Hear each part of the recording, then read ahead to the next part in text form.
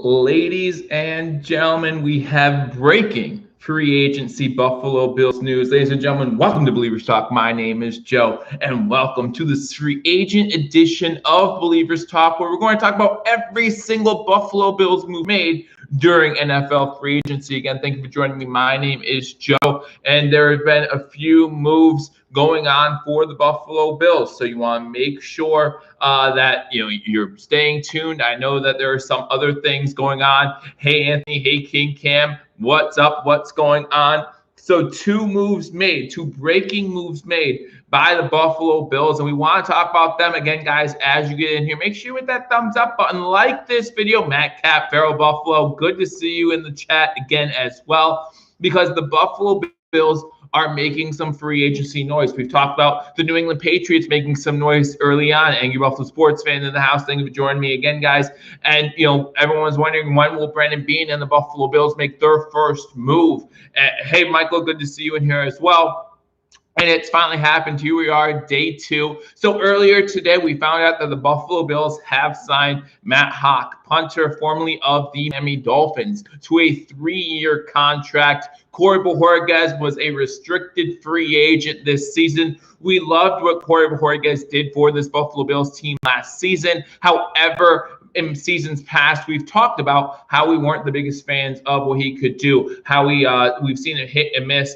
Hit that like, gang. Yeah, absolutely. Thanks a lot. Yep, make sure you hit that like button. And if you're not subscribed to Believers Talk, make sure you hit that subscribe button for continual Buffalo Bills breaking news. So we get that new punter. And listen, Matt Hyde, a good punter for the Miami Dolphins. He has 3 games where he has had 5 punts inside the 20-yard line. He actually has the Miami Dolphins record for most net yards, or best season with net yards in a season. So he's a good punter, bringing him to Buffalo. Used to playing against the Bills, so he knows what it's like to play in Buffalo, and he also knows what it's like to play against the Buffalo Bills special teams. So he kind of knows what he's getting into. So we're excited about that. Hey, Rick Warwick, thank you for joining me. And that's not really the big news, though. I mean, we're excited to get the new punter. Obviously, that's a good thing.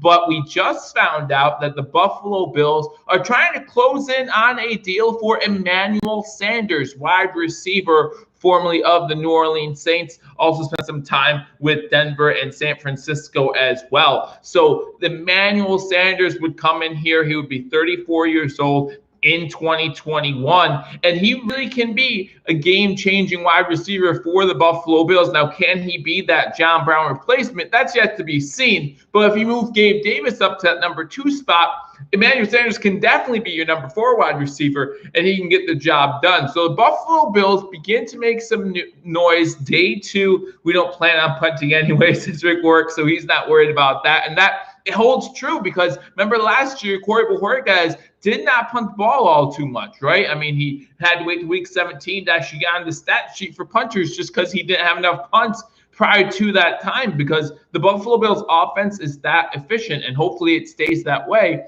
in 2021. But the Buffalo Bills, really 2 big news stories coming out of Buffalo right now. Obviously, the signing of the punter there, and also the Buffalo Bills looking to add Emmanuel Sanders to the roster. And again, maybe not the number 2 guy. Again, that could still be Gabe Davis, but definitely a guy who could come in and make some plays, and even maybe that fourth wide receiver. And in today's NFL, that 4th wide receiver, especially how much Brian Daboll and the Buffalo Bills offense passed last season, definitely needs to be a big contributor to the offense. So I'm looking over here at Matt Hyde stats as well, just to get you some information about him. Punter, again, formerly of the Miami Dolphins, spent the first 4 years with the Dolphins. He doesn't have much kickoff experience. We don't have to worry about that because of Bass being back there to get the kickoffs going. Andre Roberts went to the Texans. Yes, he went to the Texans yesterday.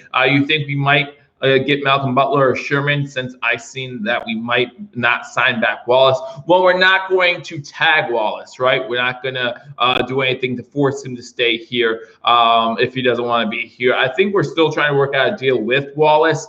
I'm not sure. Again, with the cornerback 2 spot, I think that's something we can address possibly in the draft. There, Matt Brino Tom just wrote that we're in serious talks with Emmanuel Sanders. The Saints haven't officially released him, however, so gonna be interesting to see. Steve, thank you for joining us. Apparently, it's not official yet, so we gotta make sure that it's official. Again, remember what happened a few years back when we thought we had Antonio Brown. Stayed up all night. I stayed up all night ready to break that story, and it just never turned out to be. But we talk about Matt Hawk, punter again. He has had 307 punts in his career. Because remember, we're talking about the Miami Dolphins, a team that punted a lot, averages 44.7 yards per punt. His longest 65 yards. That was back in 2018. But his kickoff, we don't have to worry about kickoffs. But in 2017, he had 83 punts, and he averaged 44.5 yards per punt. So pretty good yardage there. We can talk about how many punts inside the 20, things like that. As well, as soon as I get to those here. Let's see, he played in 30% of special team snaps, 574 to be exact. I did not see that Roberts went to the Texans. Yeah, unfortunately, we couldn't keep Roberts. He was an unrestricted free agent, and so unfortunately, he had to move on. Best of luck to him in Houston, and now we need a special teams guy. Now you look at Emmanuel Sanders. He does have a history, and of course, I want to talk about Isaiah McKenzie as well. And he could definitely add a bright spot to that return game. Again, remember that Week 17 game when he returned one against the Miami Dolphins. But Emmanuel Sanders does have history as a punt and kick returner. Last season, not so much. But in seasons past, in 2010, he had 25 kickoff returns. So he does have some. And 4 punt returns. So he does have some special teams experience. He had 17 punt returns in 2015. So he knows a little bit about what it's like to be back there. Again, still looking to see if the Buffalo Bills bring back Isaiah McKenzie to see if he will be able to add a special team spark. Roberts was underrated as a contributor. Good luck to him. He's a real good player. No, I agree. And there's a reason why he was a back-to-back Pro Bowler for the Buffalo Bills. And we talked on this channel, and others have talked about as well, just the uniqueness of having one guy to be able to return both punt and kick returns and not have to use 2 roster spots on that was something special. And I think that's something that Buffalo Bills might miss here in the future. Now, we do know that Micah Hyde has returned punts in the past. However, I'm not sure if you want a guy who's aging and a big part of that secondary to be returning punts on a regular basis. Again, we know about Isaiah McKenzie, possibly bring him back. I see that we're talking to Patterson from the Bears as well. Well, Patterson, I believe, was franchise tagged. If I'm not mistaken. But still, to try to get a good wide receiver, again, Emmanuel Sanders, a little bit older, but still has plenty of years left on his tires. Again, in 2021, he will be 34 years old, I believe I said. Yeah, 34 years. Look at Emmanuel Sanders' stats last year. Last year, he started 5 games, played in 14, had 61 receptions for 726 yards, 5 touchdowns. So, he contributed to the Saints last season. And that's a team, the Saints, with Drew Brees, with that offense, who you really don't know who's going to be the main guy there, right? Every week, it seems like someone different. And that's the kind of system, that's the kind of thing the Buffalo Bills want to bring to Buffalo, is not knowing who's going to beat you week after week. Obviously, you have Stephon Diggs. Obviously, you have Cole Beasley. Gabriel Davis is making a name for himself. And now you bring in a veteran guy like Emmanuel Sanders. Where did Bojo sign? I'm not sure if Corey Bojorquez has signed as of yet. Again, he was a restricted free agent. So the Buffalo Bills could have chose to just match whatever a team would have given him. But from what I see, the Corey Bojorquez has yet to be signed by any team. Again, last season was a great season for Corey Bojorquez, but at the same time, prior to that, there was a lot of inconsistencies when it came to Corey Bojorquez. I know last offseason, I was saying that we should have gotten rid of him, and now we have. And I'm not upset about that at all. Even though we had a great 2020 season, I think signing Matt Hawk, again, we don't know contract details as of yet, or at least I haven't seen them as of yet. But being able to sign a really good punter to a 3-year contract, I'm really okay with this transition. Again, being from Miami, he knows what it's like to play in Buffalo. In fact, while I have you guys on here, we could look at his career in Buffalo as a Miami Dolphins player. Again, spent 3 seasons, 3 seasons with the Dolphins. So let's take a look at how he did, 4 seasons with the Dolphins. So if we take a look at game logs here, we can see how he did against the Buffalo Bills in every single game, especially looking at the games in Buffalo.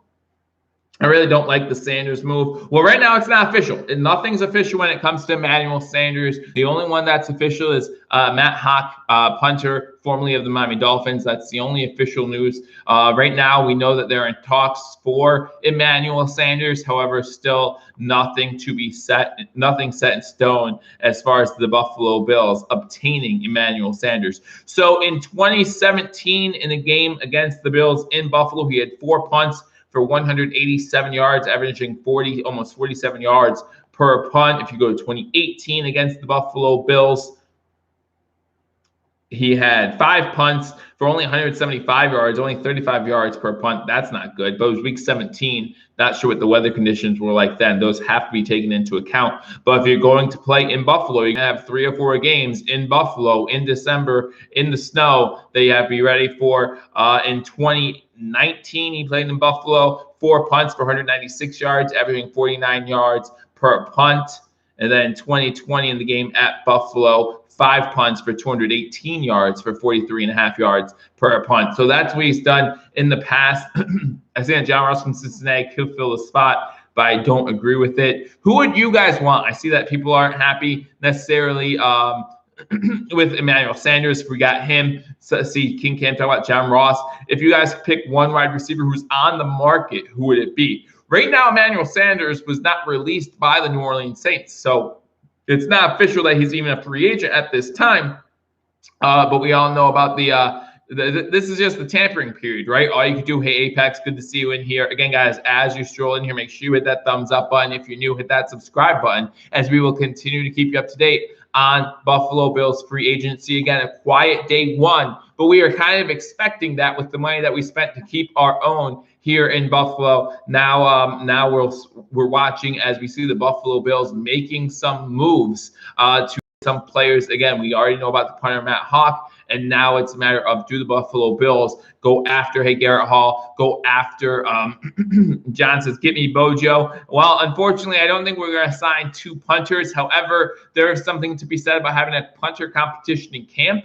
So maybe the Buffalo Bills go that route. We know Brandon Beane knows how to work a contract, right? So maybe there's a lot of non-guaranteed money, and we won't be losing out with Matt Hawk or with Corey Bojorquez if we re-sign him. Then you got 2 punters who could be really good going after that competition. So maybe there's something to be said about still being able to sign Corey Bojorquez and making him battle it out for that spot. But let's talk about Matt Hawk just a little bit. Went to Arizona State for college football, has appeared in 64 career games in the NFL and has punted 307 times, averaging 44.7 yards per punt. Set Dolphins single-season franchise record with 34 punts inside the 20-yard line in 2018. Is the Dolphins' all-time leader, and this is what I was talking about earlier, in net punting average at 39.9 yards. I still feel like that's a really low average, but we'll see what happens. Ertz is now following the Bills on Instagram, says Steve Ross. There have been a lot of talks about the Buffalo Bills maybe being in the trade market for Ertz. I don't know if I like that idea, considering we don't have a 4th-round pick. Are you willing to give up a 3rd for Zach Ertz? I don't know if I'm willing to give up a 3rd for Zach Ertz, and I don't think the Eagles will take anything less than a 4th for Zach Ertz. So what, do we go a fifth and something else in 2022? I don't like that at all either. So there's so many things about Zach Ertz that I'm just not a fan of trading for him. I know that he can be a beast. I know that he can be excellent, but we'll just see what happens. Maybe Hawk is a secret sauce behind Jason Sanders. Maybe 2022 4th says Apex. Well, we saw in the Lions-Rams trade that if you're only giving up future capital, then you have to give up a little bit more, right? We saw that the Rams had to give up since they didn't have a 1st-round pick in 2021, they did give up a 2022 and 2023 1st-round pick. So if you give up future draft capital, it means you have to give up a little bit more in order to get your man. And I'm just not sure if I want to do that. Looks like the plan is to replace John Brown with Emmanuel Sanders, according to Dan Feets. Matt Perino just tweeted that out. So it does look like the Buffalo Bills may be getting Emmanuel Sanders. Again, if you look at Emmanuel Sanders' stats over his 10, 11-year career here in the NFL. You're talking about 1,064 targets, 662 receptions for 8,619 yards and 47 touchdowns. So again, a guy who can make something happen. Again, that doesn't mean that he's our number 2. He could drop down to our number 4 now that we have now I have Gabe Davis, possibly send moving up to that 2 spot. In fact, I'd send a 3rd as well. Emmanuel Sanders. Why not Kenny Stills? Well, Kenny Stills was signed to a deal for 1 year. So there's no saying that the Buffalo Bills are going to keep Kenny Stills on this team. I like Kenny Stills. I like picking him up before the playoffs. Obviously, we didn't use him in the playoffs. So I think he was actually one of the weeks, I think he was active. I'm not 100% sure. My grandpop went to school with him. Said Ross Wheeler. Again, he's 30. He'll be 34 years old. But if it's a short-term deal, 1-2 year deals, again, a lot of these players are going to sign short-term deals just due to the way the cap space works this off season and how in 2-3 years the cap space will be back on track to hopefully where players want to sign those longer term deals. But for the meantime, they're going to want to sign those short-term deals. That minimum, says Pierre Martinez. That's very possible. And if you're talking about getting a veteran guy like an Emmanuel Sanders for the veteran minimum, you really can't go wrong there. Because if he signs for the veteran minimum, that doesn't even mean that he has to make the cut, right? He could come to training camp. He could prove himself as a valuable weapon with Josh Allen, and again, make himself that number 4 wide receiver. Maybe him and Kenny Stills can be in a wide receiver battle for that number 4 position. We still don't know what we have in Isaiah Hodgins. That wide receiver room is pretty young, minus Cole Beasley. You still have Stephon Diggs, who's on his 2nd contract now. And then you, of course, have Isaiah Hodgins and Gabriel Davis. So mix in some veteran leadership there. You lose a veteran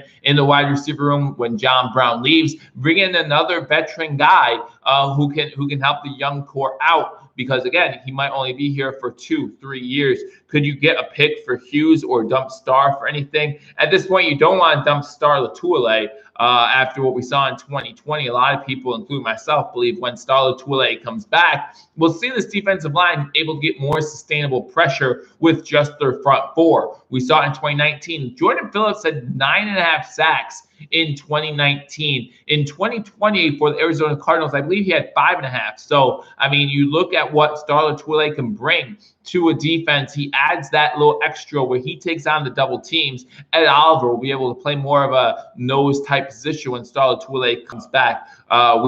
We are trading any of our D linemen, says Apex. We are not trading any of our D linemen, I think is what we want to say. John E. Walker comes in within Sanders in a wheelchair.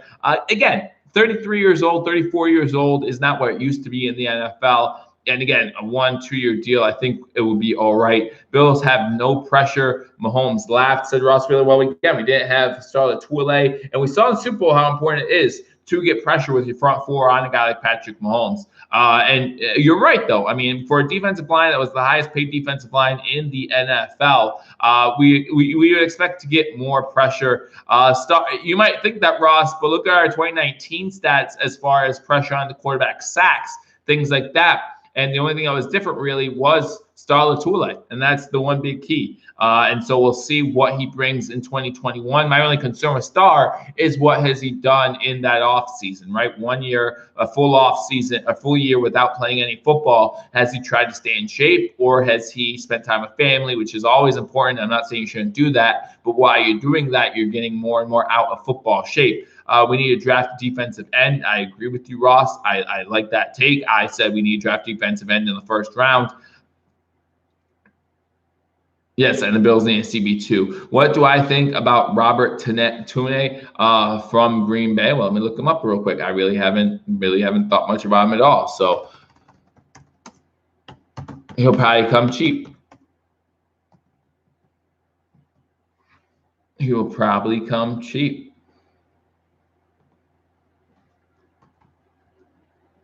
I talk about Robert Tonyan. Yeah. Robert Tonyan, 2nd round tenure for Robert Tonyan. Do you want to go up a 2nd round pick for him? Is the question. Now that he has a 2nd round tenure.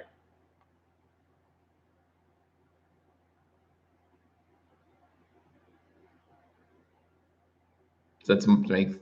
So he's a second round 10-year, set to make $3.3 million, and the Packers would get a second round pick if they opt not to match the offer. So we have to sign for at least $3.384 million, and we would have to give up a second round pick. I don't think he's worth that. That's for sure. I'm not giving up a second round pick for a tight end that's already in the NFL when I get a tight end of the same value in the second round.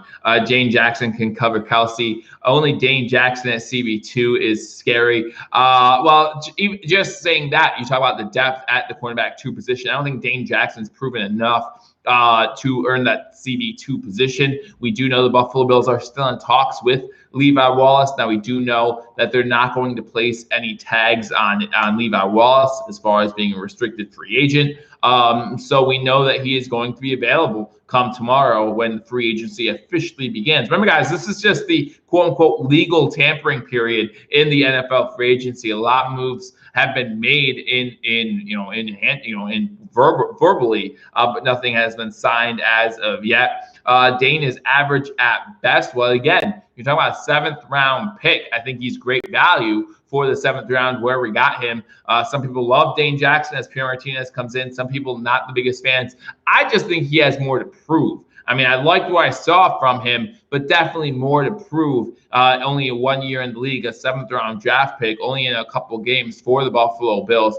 If we get Levi back, says Chris Spencer, listen, there are a lot of good cornerbacks on the market. There are some good cornerbacks in the draft. I don't think that listen, guys, in Bean we trust, right? We talk about during the offseason. The offseason began, we were like, there's no way we're keeping all 3 of our key free agents, right? Darrell Williams, Matt Milano, and Feliciano. No way we're keeping all 3. Well, we did that. Brandon Bean set up so we could do that. And I think there's going to be plenty more cap space created. We saw that Matakovic signed a 1-year extension. So that way we create more cap space. Now, we did sign Matt Hawk, obviously with a Punter 3-year contract, probably going to be less than $1 million a year or close to that $1 million mark per season.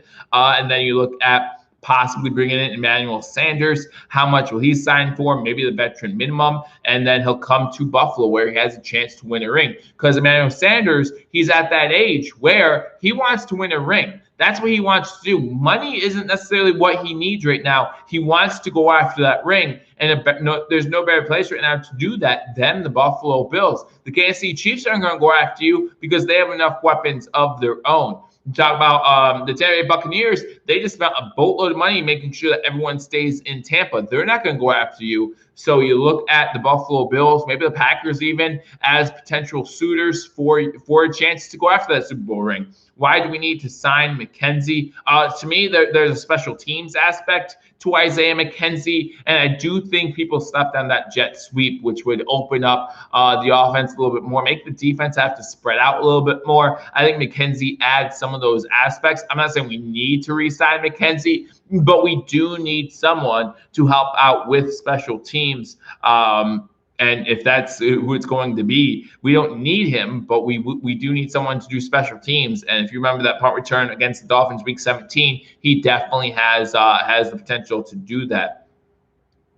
Does this mean Isaiah Hodgins will be practice squad this year? Well, again, if Emmanuel Sanders signs to the veteran minimum, there's no reason why Sanders, Stills, and Hodgins can't all go after that 4th, 5th wide receiver spot. So if you talk about 5 wide receivers on an active roster, right? So we know Stephon Diggs, we know Gabriel Davis, we know Cole Beasley. Well, who do you have after that? Isaiah McKenzie still isn't signed. You have Emmanuel Sanders. You have Isaiah Hodgins. You have Kenny Stills. So there are a bunch of wide receivers who could fight for the other 2 spots. We'll probably bring in another one.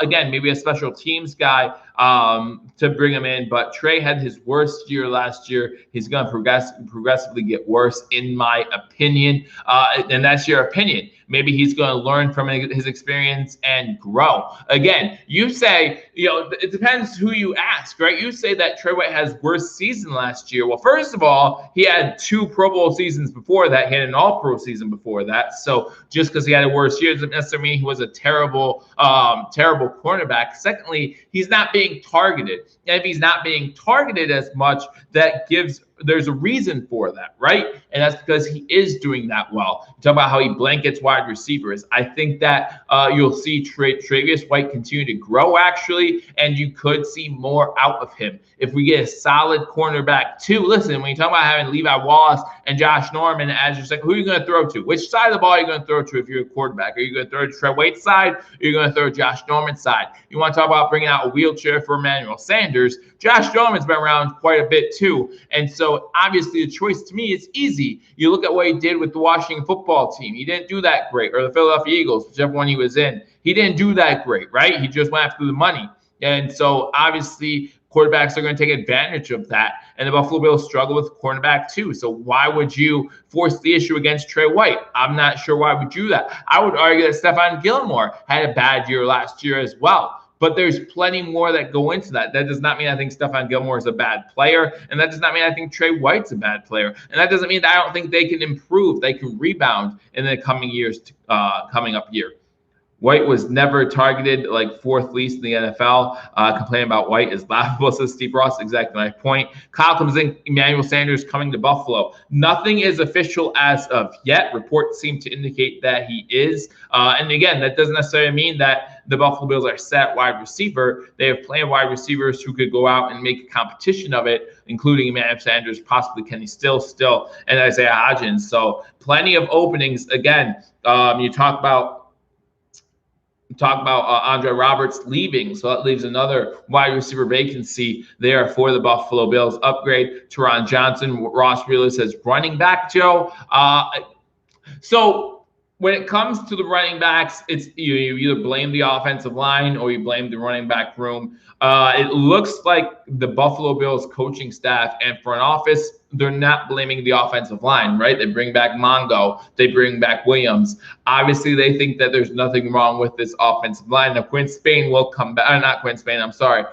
You're talking about Cody Ford will come back for the Buffalo Bills after a pretty much season-long injury last year. So now the question is, what do they think about the running back room? Obviously, Devin Singletary loses time to Zach Moss and to TJ Yeldon in the playoffs as well after Zach Moss went down. So are they going to sell on Devin Singletary? And if so, who are they bringing in? Now, you look at the running back room as far as free agencies are concerned, there are plenty that you can get for cheap. I mean, we just saw the Jacksonville Jaguars get Carlos Hyde for pretty cheap. So if you look at the running back room, free agent running backs when it comes to the 2021 season, again, you can get a lot of these guys for pretty cheap. So I'll go through these running backs and you let me know which ones would you want with the Buffalo Bills. I do not want to spend a day one or day two draft pick on another running back. I think that's just going to the well too many times. But you got Philip Lindsay, Kenyon Drake,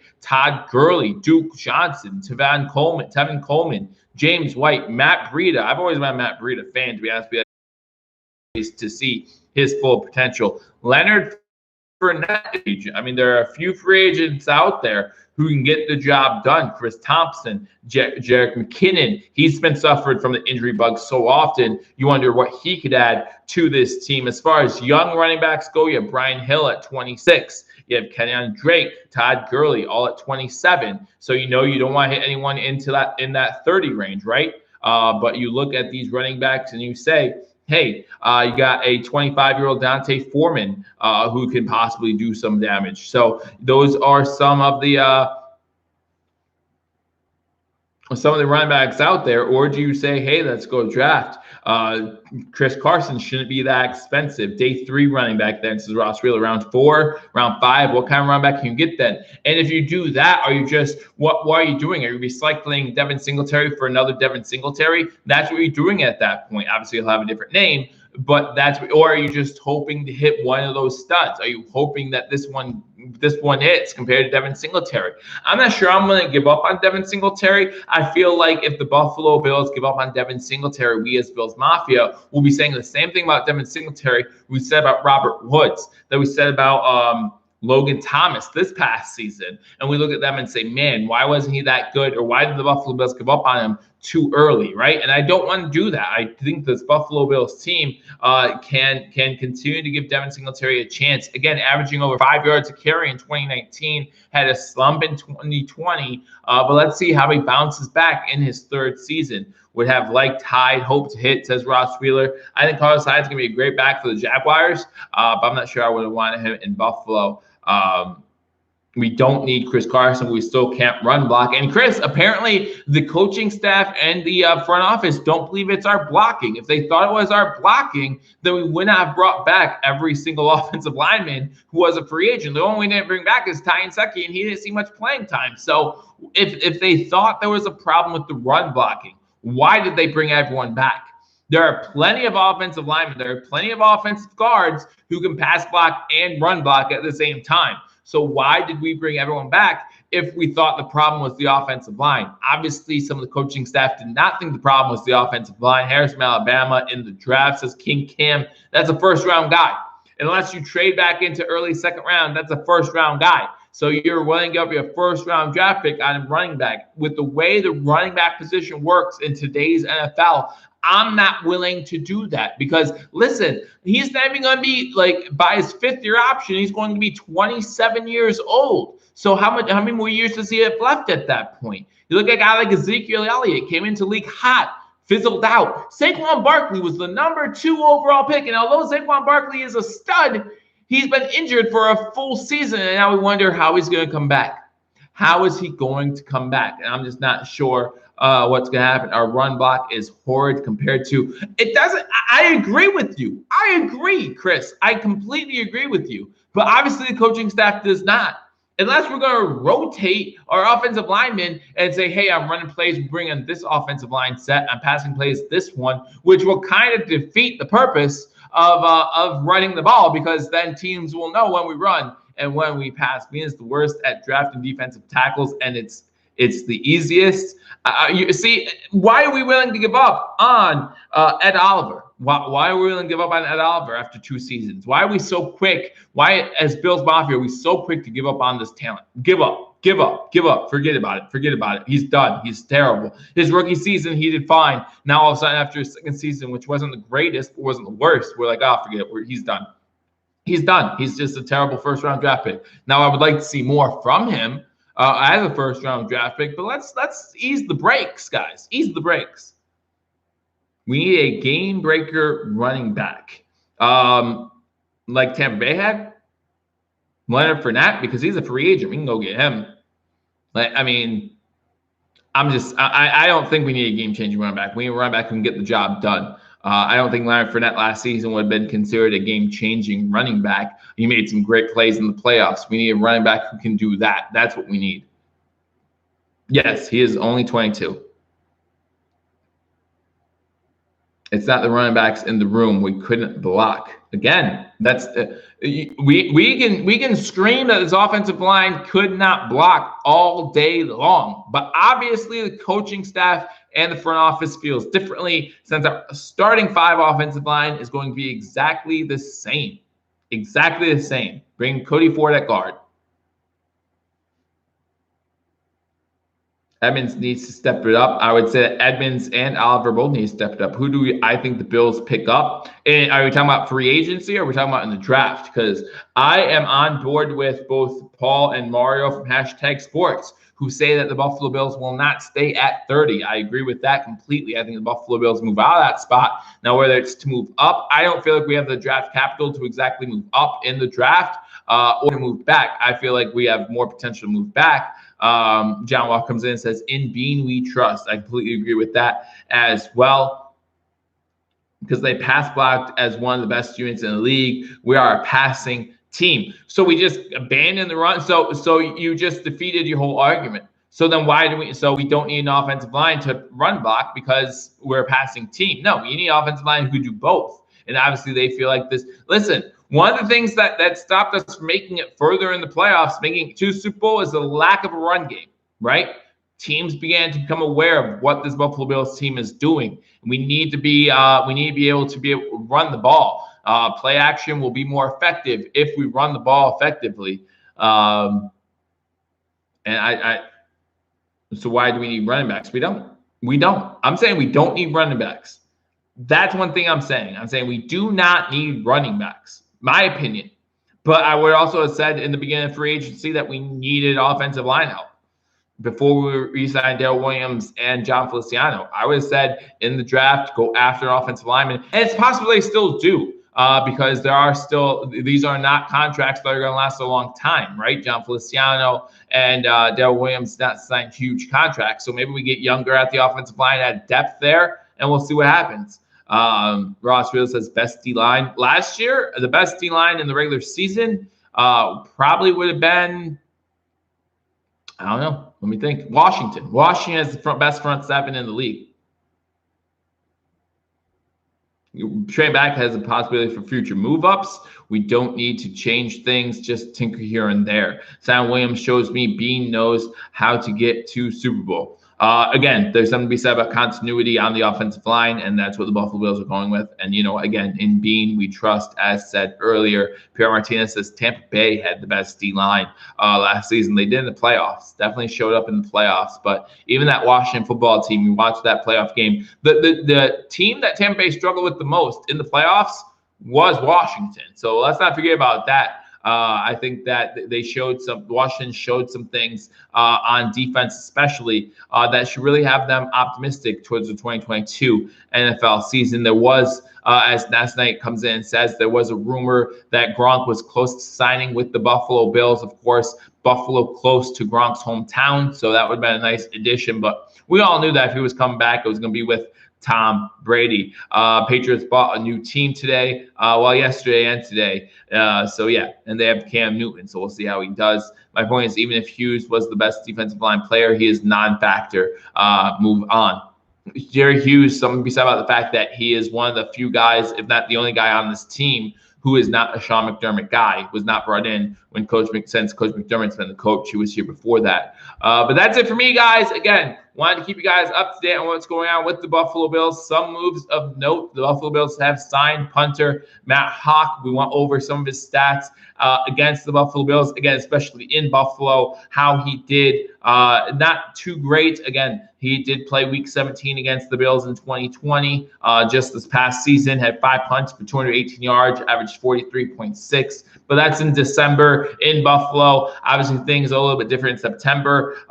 So hopefully we get to see more of him this season, and we get to see some improvement on some of these numbers. But I'm very excited that we finally get a new punter. Corey Bojorquez probably gone. But again, thank you guys for joining me. And again, the big news, the Buffalo Bills look like they'll be signing Emmanuel Sanders. Nothing official yet, so don't quote me, but nothing official. But it looks like the Buffalo Bills may be signing Emmanuel Sanders as a potential wide receiver replacement for Gabriel Davis. Because again, Gabe Davis will probably move up to that 2 slot where John Brown was. We need that number 4 wide receiver. We'll see what we do. Ross, 2 kids. A busy schedule. I will do my best to make sure to get more out to you guys, especially as these moves keep coming in. I look forward to talking to you all soon. Until I do, go Bills.